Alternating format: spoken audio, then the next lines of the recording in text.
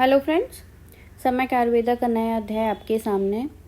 इसमें मैं चरक संहिता सूत्र स्थान का फर्स्ट चैप्टर दीर्घन जीविती का पार्ट 2 सठ पदार्थ विज्ञान बताऊंगी। चरक में 6 पदार्थ बताए गए हैं। सामान्य, विशेष, गुण, द्रव्य, कर्म, समवाय। इनका सीक्वेंस याद रखना जरूरी है बिकॉज अलग अलग आचार्यों ने अलग अलग सीक्वेंस में पदार्थों के नाम बताए हुए हैं। नेक्स्ट हम आते हैं, इसमें जो आयुर्वेद में बताया है वो अभाव पदार्थ नहीं मानता है।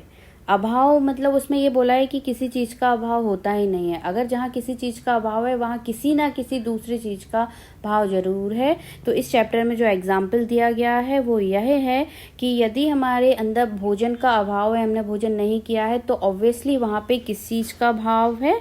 लघुता है। तो ये आयुर्वेद अभाव पदार्थ नहीं मानता है। नेक्स्ट इसमें आयुर्वेद की परिभाषा बताई हुई है।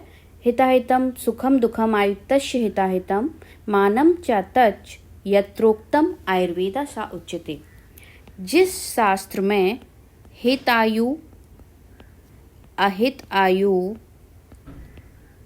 सुखी या सुख आयु या दुख आयु, इन चारों का वर्णन मिलता है उसको आयुर्वेद कहते हैं। ये आयुर्वेद शास्त्र की एक डेफिनेशन इसमें बताई हुई है।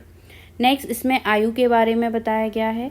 आयु की डेफिनेशन ये बताई है कि शरीर, इंद्रिय, आत्मा के संयोग को, शरीर, इंद्रिय, सत्व व आत्मा के संयोग को आयु कहते हैं। एंड जो नीचे वाली लाइन है इसमें आयु के पर्यायवाची सिनोनिम्स बताए गए हैं। नित्यक भी बोलते हैं, अनुबंध बोलते हैं। ये इसमें आयु की डेफिनेशन एंड आयु की सिनोनिम्स बताए हुए हैं। नेक्स्ट इसमें सामान्य विशेष पदार्थ का डिस्क्रिप्शन है। सर्वदा सर्वभावानां सामान्यम वृद्धि कारणम ह्रास हेतु विशेषश प्रवृत्ति रूप भविष्यतु। इसमें ये बताया है कि जो सामान्य है, जो सेम चीज़ें होते हैं, वो एक सामान्य गुण उसके कारण वृद्धि को प्राप्त करता है। एंड जो सभी में समान रूप से पाया जाता है दैट इज सामान्य गुण। और जो किसी में एक पर्टिकुलर चीज़ होती है दैट इज विशेष गुण। और विशेष के कारण चीज़ों का ह्रास होता है एंड सामान्य के कारण वृद्धि होती है। सर्वदा सर्वभावानां सामान्यम वृद्धि कारणम ह्रास हेतु विशेषश प्रवृत्ति रूप भविष्यतु। विशेष के कारण ह्रास होता है एंड सामान्य के कारण वृद्धि होती है। नेक्स्ट इसमें आयुर्वेद का जो विषय बताया है वह है सत्व, आत्मा एवं शरीर। ये त्रिदंडवत बताए हैं कि सत्व, आत्मा और शरीर ये आयुर्वेद के विषय हैं। इसी के अंतर्गत ही इनका डिस्क्रिप्शन आता है कि आयुर्वेद के विषय को डिस्क्राइब किया हुआ है। नेक्स्ट इसमें द्रव्य आता है। जो 60 पदार्थ का द्रव्य है उसमें जो द्रव्यों की संख्या बताई गई है वह है 9। इसमें पंच महाभूत ये 5 हो गए।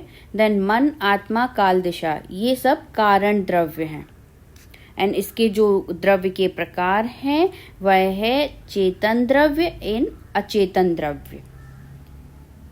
चेतन द्रव्य एंड अचेतन द्रव्य को कार्य द्रव्य भी बोल सकते हैं। एंड जो संख्या के अकॉर्डिंग 9 डिवीजन बताए हैं वो कारण द्रव्य हैं। द्रव्य का जो लक्षण बताया गया है वह है यत्र आश्रितः कर्म गुणः कारणम समवायी यत द्रव्यम। द्रव्य क्या होता है?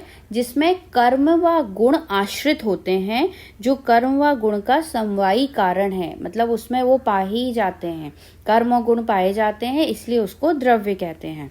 तो ये द्रव्य का लक्षण है। ये दीर्घन जीवितीय पार्ट 2 में मैंने आपको बताया, चरक संहिता में ये बताया गया है।